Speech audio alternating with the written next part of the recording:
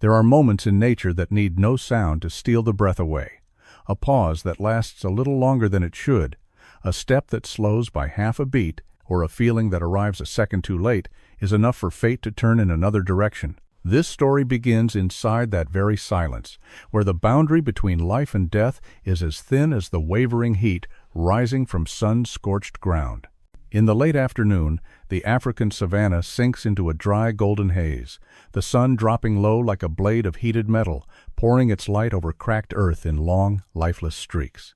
The air stands still, trembling faintly above the plains, making distant shapes drift like mirages. The wind nearly gone, leaving behind a heavy stillness that clings to the skin. A herd of rhinoceroses has been moving for hours, slow but unbroken, each massive step carrying the accumulated exhaustion of a long, dry season, their thick hides coated in red dust as if the land itself has marked them. Each time their feet strike the ground, dry soil bursts upward and vanishes almost instantly, leaving no clear trace of where they have passed. At the center of the herd is a very young calf, only a few months old, born when the rain still visited this place, when the scent of wet earth and fresh grass had not yet faded from memory. To it, the world has never been harsh. Sunlight is simply brightness, cracked ground, nothing more than curious shapes. When the herd reaches a riverbed long since drained, where only a few dark pools of mud remain glistening under the sun, the calf slows, stepping into the soft ground, its legs sinking slightly. The rare coolness makes it pause in quiet delight. It lowers its head, breathing in the damp earth, nudging the mud with its snout in a clumsy game, again and again, lost in the innocence of a creature that has not yet learned fear. It does not notice the herd continuing forward, does not sense the distance behind it widening little by little. The mother turns back once, then again, pausing for a brief breath, ears flicking, her massive body tensing between two choices, and then survival instinct forces her to move on, carrying with her an unease that never becomes a call. Everything unfolds in an unnatural quiet. No birds, no insects, the entire savanna holding its breath. The calf lifts its head, turns its ears, feels the cold emptiness behind it, the familiar presence gone, and in that instant, something ancient and deep within its blood suddenly awakens. Its heart begins to race. Its legs lock in place, not fully understanding, but already sensing the loneliness that has just arrived. Far away, behind sun, burned grass pressed low to the ground, a lean figure that has remained motionless for hours slowly opens its eyes.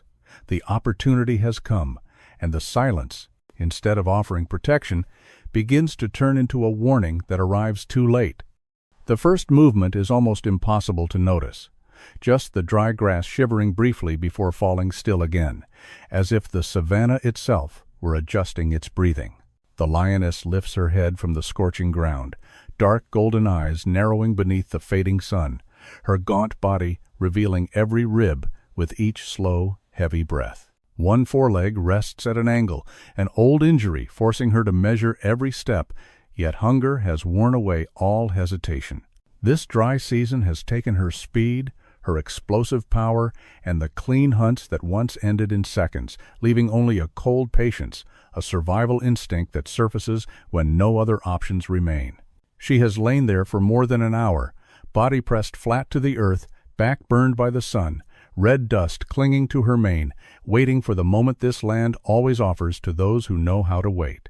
That moment now stands alone beside a shrinking mud pool, a small life unaware that separation from the herd can sometimes be a sentence.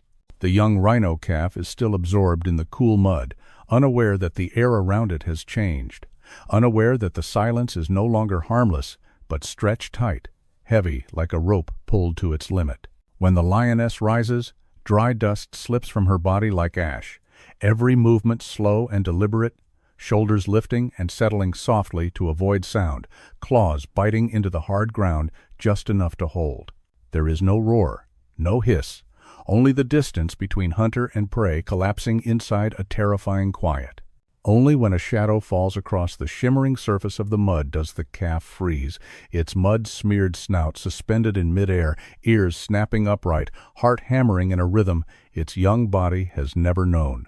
It turns its head, cloudy eyes wide with youth, and in that brief instant, its entire innocent world collapses, replaced by a primitive fear that rises too late. The lioness charges not fast but decisive, the heavy impact throwing red dust into the air like a thin veil of smoke, her jaws clamping onto the thick skin at the calf's shoulder, not strong enough to kill instantly but enough to drag it down. The calf releases a short hoarse cry, part reflex, part unfinished plea, legs flailing in the slick mud as its small body is pulled across the burning ground. Far away, that sound slices through the stillness like a crack. The mother rhino halts within the herd, head snapping up, ears rigid, a heartbeat delayed before her entire body locks tight. She spins around, releasing a deep, thunderous bellow, the wordless call of a mother, then charges back the way she came, abandoning the rules of the herd and the safety of numbers. But the distance has already grown too great, and between her and her calf now lies an open savanna where every passing second carries the weight of an irreversible risk. As the sunlight begins to tilt toward a pale orange, and the shadows of everything stretch long across the ground, a decision has to be made, yet no one rushes to give it a voice. Lucas turns toward the pickup truck parked farther away, opens the rear compartment, and pulls out a thick rubber mat already covered with coarse fabric, every movement slow, as though any sharp sound could shatter the fragile balance that has just formed. Daniel rises with great care, his knees coated in red dust, his eyes never leaving the mother rhino for even a moment. He gives no signals, offers no urging, he simply waits. The calf lies in the shade, its breathing still weak but more regular now, its ears flicking faintly with each wave of late-day heat. Daniel bends down, slides his hands beneath the calf's body, not lifting it outright but adjusting its position so the small form glides gently onto the mat. The calf releases a barely audible sound, almost just a breath held too long, and instantly the mother lowers her head, her entire body tightening like a cord about to snap. No one moves, no one looks away. The savanna itself seems to freeze for a handful of seconds, then the calf lies still on the mat. And the thing no one dared hope for happens. The mother steps aside, just one small step, but enough to open a path forward.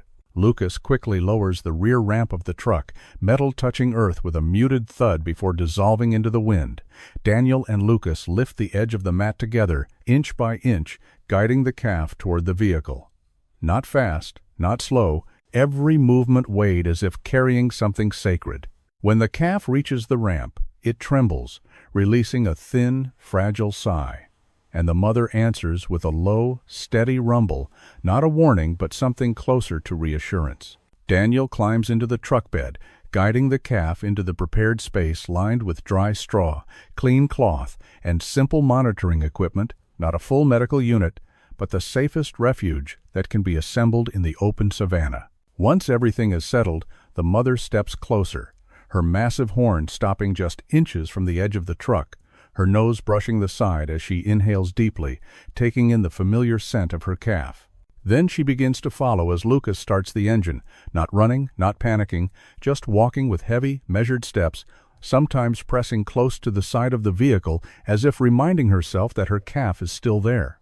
The truck rolls forward over the uneven ground. Daniel sits beside the calf, one hand steadying the mat, the other hovering near the small chest to feel each breath rise and fall. Outside the savanna slowly turns amber in the light of sunset. Birds return to their nests. The wind carries the scent of dry grass and red dust, and throughout that journey the tension never fully lifts, because from the moment the mother chose to follow, this is no longer simply a rescue. It is a passage allowed to continue only as long as trust remains unbroken. When the truck comes to a stop in front of the conservation station's fence, the mother rhino slows, not from fatigue, but because the space ahead is entirely different from the world she knows. Low walls, tall lights, the mingled scent of metal and humans stretching every sense of a creature born to open plains to its limit. Lucas switches off the engine, the sound dissolving and leaving behind a heavy silence that settles over the compound. Daniel remains beside the calf, his hand resting lightly near its ribs like an anchor, while several staff members run out and immediately halt when they see the mother standing only a few meters from the gate, motionless, ears spread wide, eyes fixed on the truck. Daniel is the first to step down. He does not open the truck bed, does not signal anyone forward. He simply stands there so the mother understands that her calf is still within her reach. The ramp is lowered slowly. The calf is slid down on the mat and guided into a shaded enclosure near the veterinary room.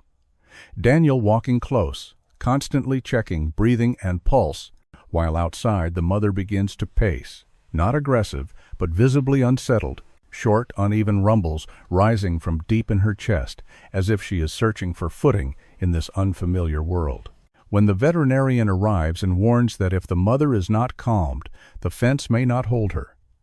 Everyone understands the weight of the choice before them. Lucas returns to the truck and brings back a cloth soaked with the calf's scent, places it near the fence and steps away. The mother approaches, inhales deeply, then releases a long, heavy rumble, not anger, but the pure confusion of a mother.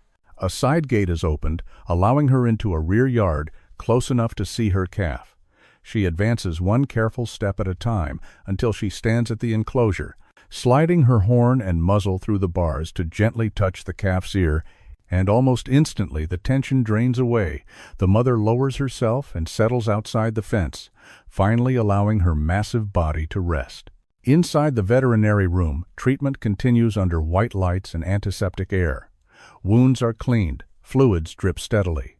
The calf responds weakly but remains conscious, and through the long night, the mother does not leave her place. She does not eat. She does not sleep. She simply stays, a living shadow. When dawn arrives, pale light brushes her dust-coated form. The calf opens its eyes and draws a longer, deeper breath, and that small change is enough for everyone to know it has crossed the most dangerous threshold. The days that follow move slowly. There is no sudden miracle, only small steps of recovery. The calf begins to eat again, to stand and fall, each time caught by the large body of its mother, a presence the veterinarians quietly call the strongest medicine of all. On the fourth day, the mother grows restless, not from fear, but from the pull of the open land, and the decision is made in familiar silence. The main gate opens as the sun lifts above the horizon. The mother steps out first, steady and sure. The calf follows close beside her, its steps still clumsy, but filled with resolve. In the distance, gray shapes appear and slowly take form as a group of other rhinos. They stop and form a quiet ring as the pair approach.